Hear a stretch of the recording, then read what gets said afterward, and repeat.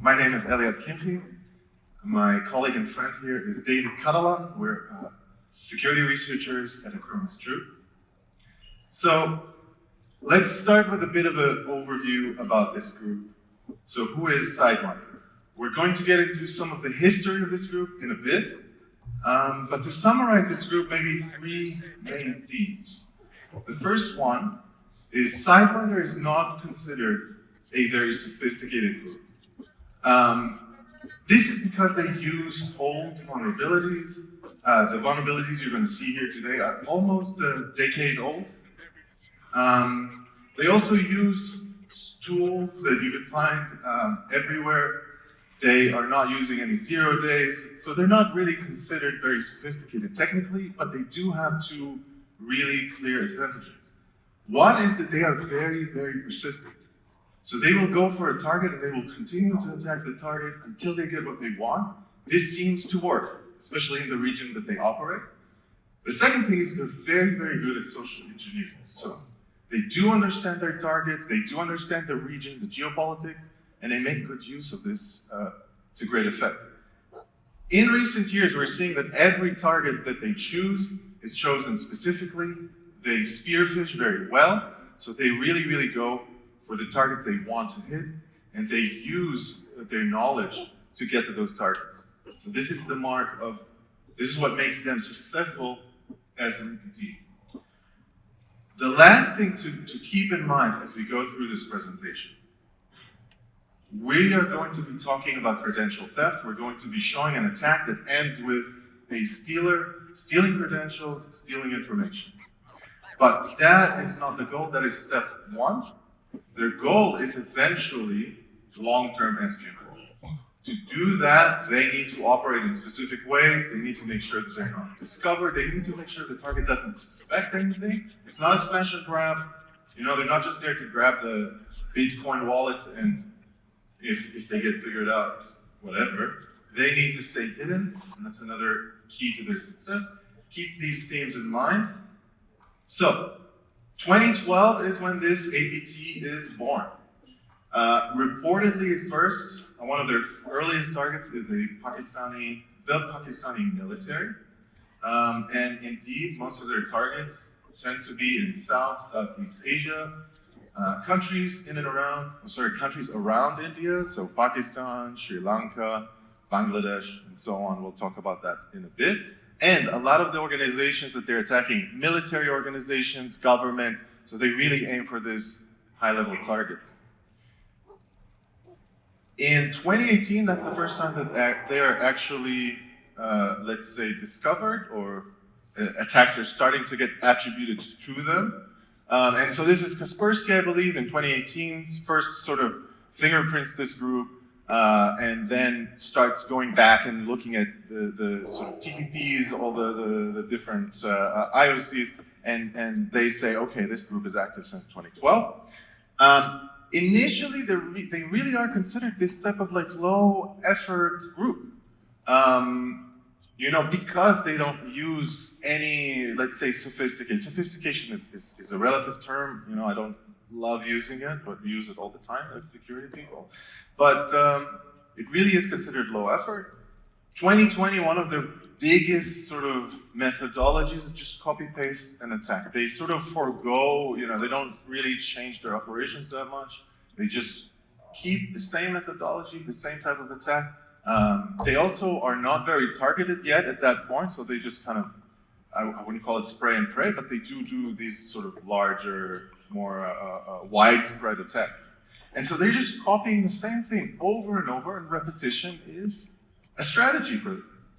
And so that's where they start to gain traction, but you start to see them iterating and improving, and you see in 2023 is something we'll see in this research today. We'll talk about this a little bit. Server-side polymorphism. That is when the victim machine reaches out to the C2 server, right? And the C2 server can basically tracks each attack. Each attack gets an ID. Each victim machine has an ID. When that machine reaches out to the C2 server, it knows that this is ID number, blah, blah, blah. It creates a payload on the spot. It generates a payload and sends it to the victim machine. so that each victim machine gets a different payload. Now, it's the same malware, but it does have a different hash. You know, if you put it on VirusTotal, you might not find what it is, and so on. So server-side polymorphism, also geofencing, a lot of different things happening on server-side, and it's interesting. We'll get into that. And lastly, 2024, 2025, that is around the time they start to really spear-phish their target using the sort of the knowledge that they have of the region. And this is sort of what we'll talk about today. And so you'll see this very heavy on social engineering at the beginning, and then in later stages, there's sort of a, let's say, lesser complexity in terms of the technical attack. But we'll see that in a second. The targets. So this is a group that primarily targets in and around, sorry, not in, but around India. Bangladesh, Pakistan, Sri Lanka, you see Ministry of Defense, Ministry of Finance, the 55th Division Battalion. These are really, really big targets. And they're very good. They understand the geopolitics, they understand their targets, they understand the region, and that is one key to their success. And they will exploit these, this knowledge, they'll exploit their understanding of geopolitics. We'll see that in a second in some of the phishing emails that they send. And they'll exploit that in order to get through to their target, to make sure that the target clicks on the email. And as you can imagine, somebody that works for the 55th Division Battalion is not going to fall for a phishing email about their Amazon account being hacked, or we have a UPS delivery for you. You need to really understand what these people are getting and what they're looking for. They use their knowledge to gain this strategic access, and they need to understand these targets so that they can reduce any kind of suspicion that for the target that they've been duped, so that they can stay in the system for a long time. Their operation starts most of the time, what we've seen is with a phishing email and an attachment, like the oldest trick in the book. But you know, the topics that you'll find themes, bless you, themes of national security, military topics. You'll see them faking internal memos, foreign affairs briefings. So they really go for these themes that are high level, and you really, really need to understand what you're doing. So let's look at one email like that. So this is an email to a military person in the Sri Lankan military. This is purportedly, allegedly, or the fake sender in this case is also a member of the military. And here they're saying, oh wow, like the Chinese People's Liberation Army, this major general is inviting us to participate in this big event. These big militaries from all over the world are participating in this pentathlon, which is kind of like a triathlon with like more steps, and you really like, and this is a real event. So this is something that is actually happening. The person who's getting this email might know about this event, might have prepared for this event actually, and so they're getting this email asking them, hey, we would like you to send your list of volunteers to this event. This is a phishing email that's really specific to the target. This is not what you'd imagine finding in your email box. You'll never see this in your email box, most likely.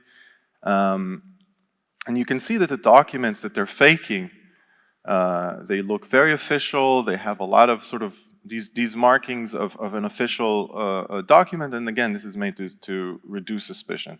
Here's another example. I just want to show you the documents in this case.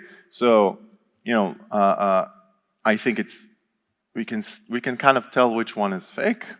But they do really try to make these things look as close to the original as possible, with a few minor changes that they're almost identical. But this is how they operate. This is how they do. So these are the types of documents. These are the types of things that they imitate, and when they get them right, it's really hard to distinguish between the forgery and a true document. And when they've done their job right, and this is just this is why they're so heavy into social engineering, when they've done their job right, the target, this military person, this Ministry of Defense person, has no idea that they've opened an attachment that's not right, they continue working as they were, and they get infected. So that's half of the job for them. Get the first infection, get that foothold, and now, to talk about the second part of this, I'll have my colleague David here talk about what happens after they open the attachment. Okay, so in these emails, very targeted and with some effort put on them to trick their victims, what we actually find is 2017 exploits.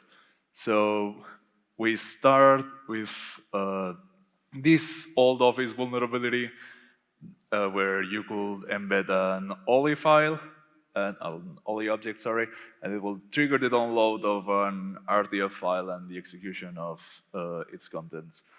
So here it is. Here we can spot this vulnerability being exploited, and then the next step of the chain is something that makes me quite nostalgic, because I started working in malware analysis like a couple months before this equation component Stack Overflow thing was made public. So I remember the first the thing going public and telemetry going crazy the months after it and so on. So yeah, it's 2025.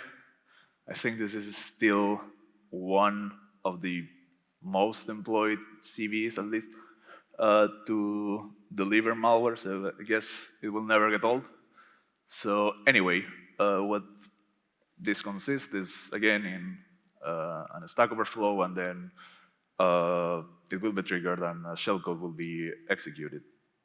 So it is actually between this exploit chain where the server-side polymorphism and geofencing happens. So they prevent us and automatic tools from getting lots of samples, and they reduce the footprint by doing a couple very simple things, which are filtering by the country's IP of the infected machine, and by some HTTP headers, mainly the user agent. So if you do not match those criteria, you will get either an HTTP error or an empty RTF file as a response. So for us doing some malware analysis, or for whoever who wants to get a sample for their C2s,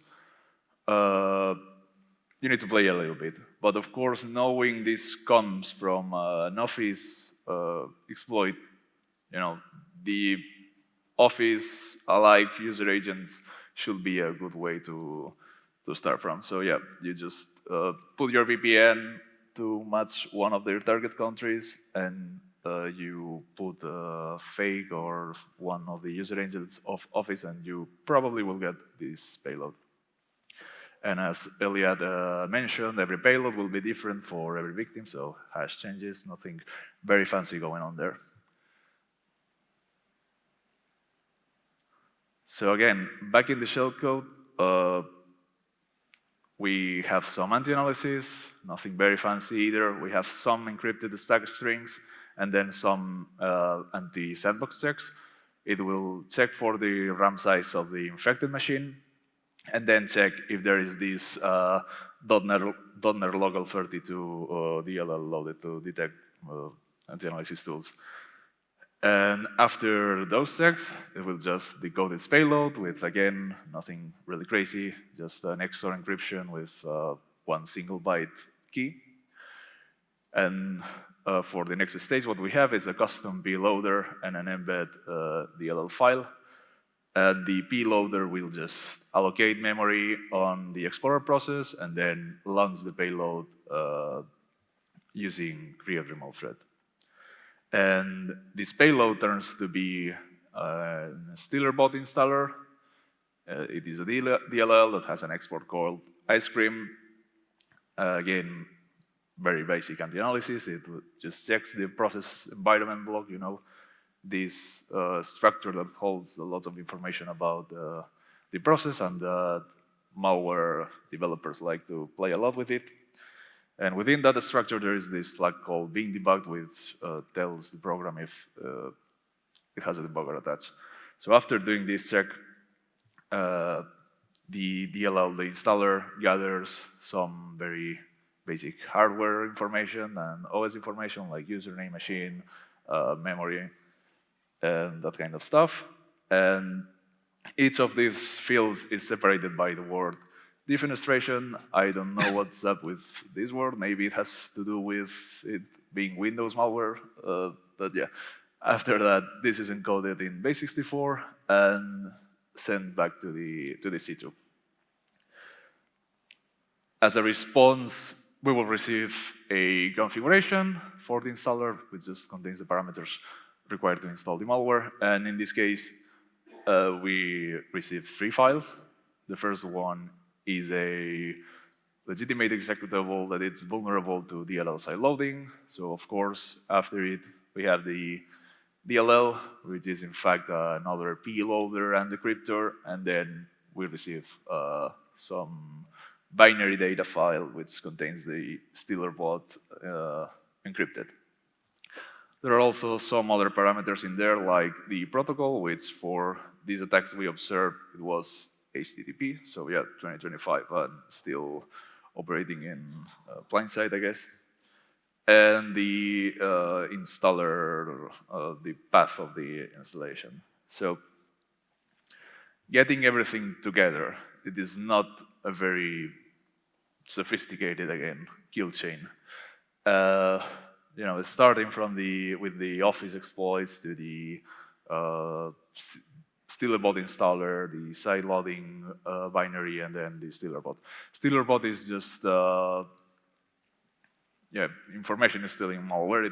It is modular. In fact, it has modules for remote control and remote access, of course, credential stealing, and so on. Kaspersky has a very nice analysis on it, which is from last year. So when we were looking at this and reading previous reports, we just realized that for these attacks that were dated in the early months of this year, like January to March, if I'm not wrong, actually, we saw the kill chain was simpler than what Kaspersky reported. We guess this is probably to reduce their footprint, and because it simply works. What drives me to the final part of the presentation, which what we can take from here is that threat actors just do not evolve, at least technically, if their ecosystem doesn't. And by ecosystem, I mainly mean victims. So when there are the countermeasures and the education is just not there, why are they going to bother to use something newer or any fancy malware trick to do their job if it is not necessary at all? What can they do instead is focus on being experts on social engineering and being really good at targeting their victims. So I think that for key organizations like military, government, and these big companies, banks, and so on, it's quite important to educate employees so that they actually know which kind of things could be malicious. It is not about phishing email asking for your credentials to send you a free iPad or something like that. And again, the success of these people comes from these two parts: social engineering and persistence. They will just try and try and try and try until they get in. So fortunately, I think that the technical meanings for defense should be there. So after the breach, they should be detected. So okay, that was everything. Thank you for being here so early and attending. Hope you enjoy the rest of the day and the conference.